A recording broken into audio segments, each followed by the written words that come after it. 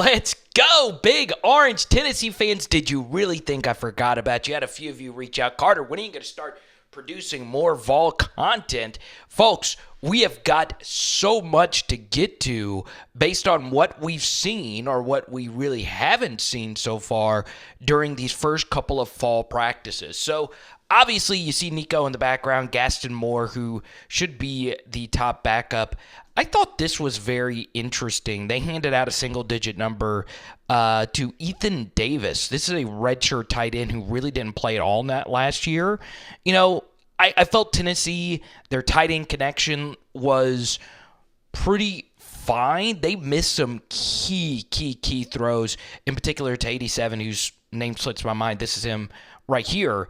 They missed some big throws to their tight ends last year. So, as you guys know, this is a big piece to what Tennessee wants to do offensively, how they use their tight ends, and so on and so on.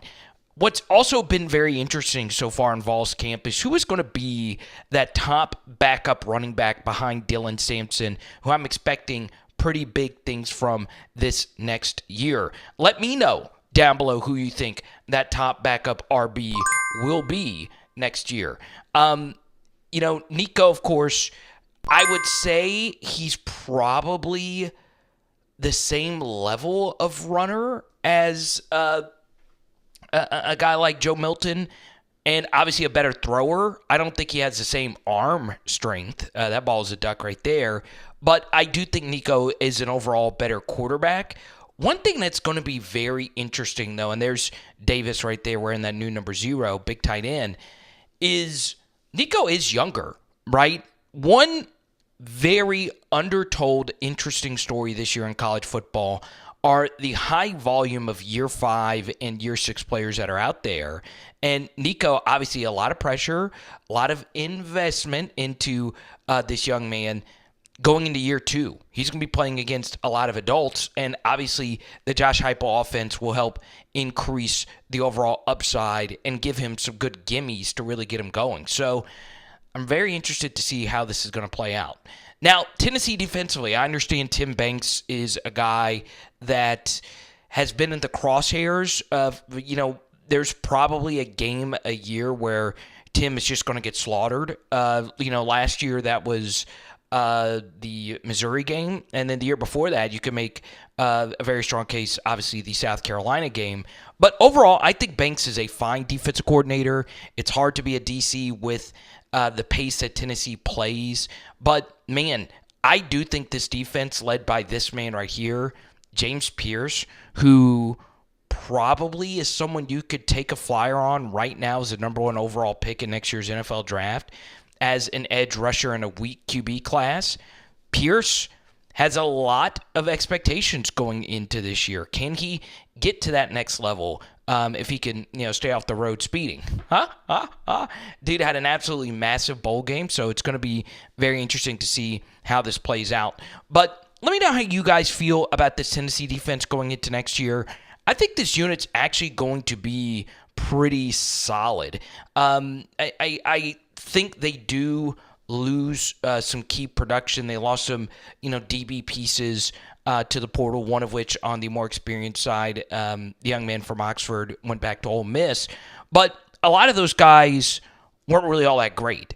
And the Tennessee DB room, which should be Tim Banks' specialty, is going to be under a lot of pressure, right? That has been a position, and I thought Judy Lele was a fine player. I think they've had decent pieces, but the secondary during the Heupel era, I would say, hasn't necessarily been bad.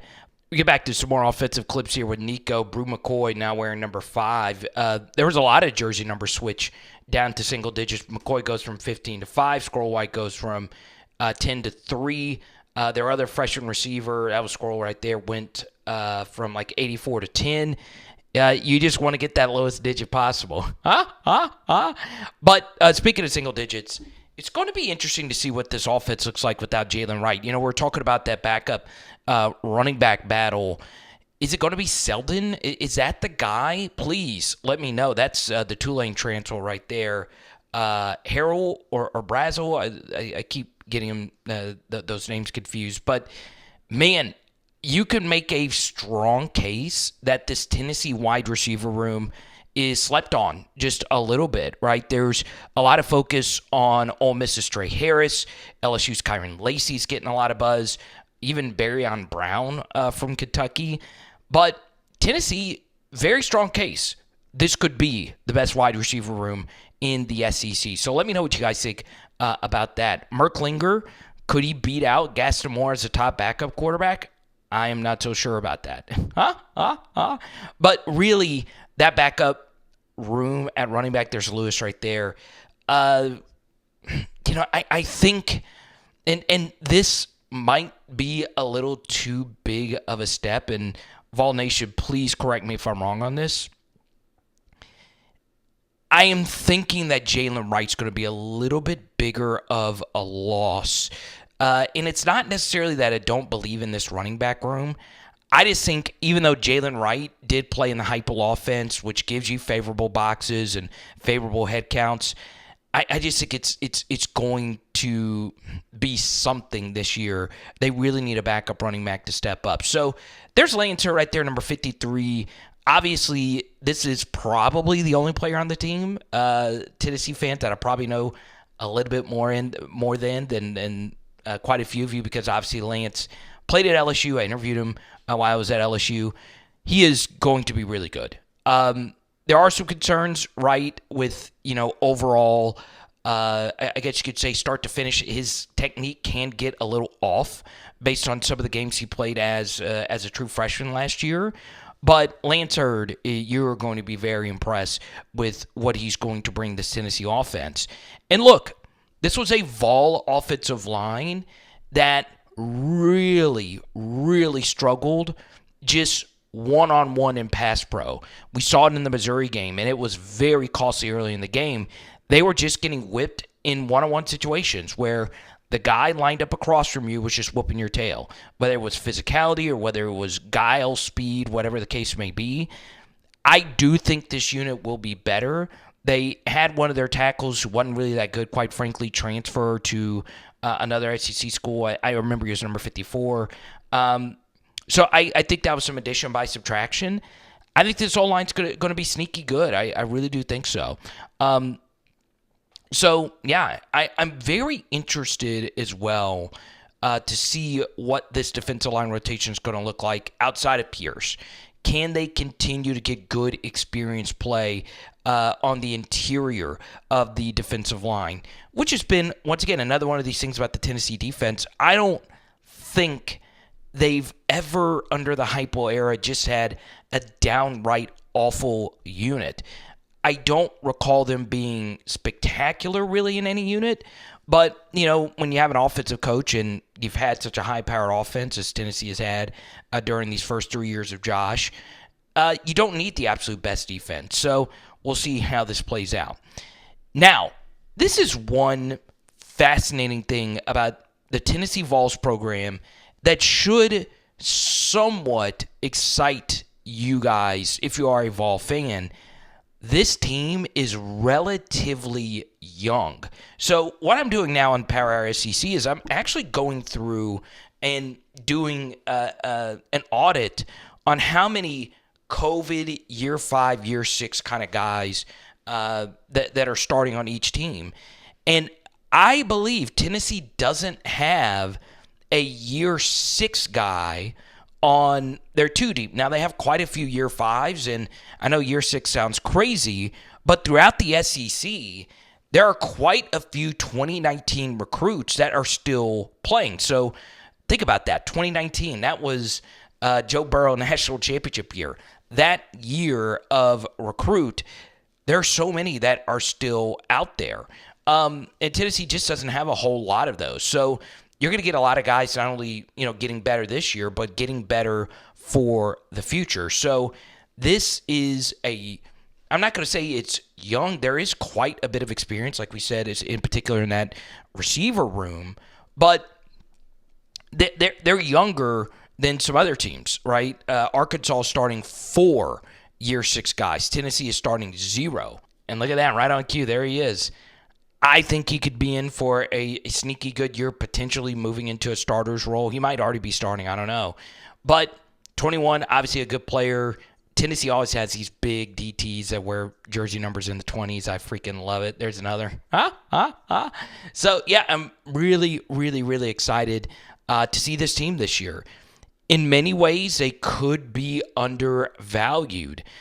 I am very pro Tennessee, and I'm not even a Vol fan, right? I'm not just saying this because you guys have really supported what we're doing. I just think Heupel is that guy. I don't know how many SEC coaches I'm taking over Josh right now. Maybe two-ish, three, maybe. And look, I think Tennessee's got playoff potential. I really do. We did this program Power Rankings not too long ago, and there is Judy LeLay's replacement right there. Number 1, Ricky Gibson. I think he wore like number 18 or something like that last year. Man, I don't know. I have fluctuated on Tennessee, a bit this offseason. I think Heupel's good. I've always been a big NICO guy. He had by far the best grade of any quarterback that I saw when he was coming out. And I think this offense does fit what he does best. But it should be interesting. Turrentine, I love the name, by the way. What a player. I know there's mixed feelings. So you look at some of the high-end talent. Obviously, you talked about Pearce, and I think Lane Surt is going to be very, very, very good. I think the key game, though, is the Oklahoma game. We're talking about the program rankings. It's floating in the top right corner of your screen. One of the pivotal SEC games this year, and I won't even say this year, it's the next year, it's Tennessee and Oklahoma, right? You're looking at two programs that are probably on similar levels, right? Obviously, Oklahoma has had far more success. I won't say – no, they've had far more success over the past couple decades than Tennessee. They have been far more relevant when it comes to playoffs. But then again, Tennessee's been in the SEC, and Oklahoma's been in a Big 12 with a very underachieving Texas. So it's probably not as far off. I would say both programs are about the same, when it comes to recruiting, NIL, all those things. I think that's just going to be the game, right? I don't think either fan basis believes that their program is like a top 2 or 3 school in the SEC. I think both fan bases would admit that, Georgia, Texas, still Alabama, and potentially LSU are ahead of them. But that next tier of, quality of teams, it's Oklahoma and it's Tennessee. And they play each other, both of the next 2 seasons. So that game, obviously a lot of history in that game, in particular for Josh Heupel. It's going to be a pretty emotional game for him, knowing his history. It's going to be fun. So I'm also doing this video. I'm not getting too breakdowny for a few reasons. I want to just have a conversation with you, Tennessee fans. What do you guys want to see from me? Okay? I love doing Power Hour SEC. I never thought Tennessee would become one of the bigger teams on this channel, but here we are. Do you just want film studies? Do you want preview film studies of the upcoming team? Let me know, and I will produce the best possible content from a neutral perspective as I possibly can. And when I say neutral, I really am right down on the middle. I've never just hated Tennessee. I am a big Peyton Manning fan, which I've shared on here a few times, but I've never really hated Tennessee. I've never really liked them. I just find Heupel in this program to be very fascinating, and I think college football is better when the Vols are hot. And you guys know there's no Twitter like Vol Twitter, man. The Tennessee fans, y'all are the wildest, man. So give me your thoughts. Is there a position group you want me to dive deeper into? Let me know, okay?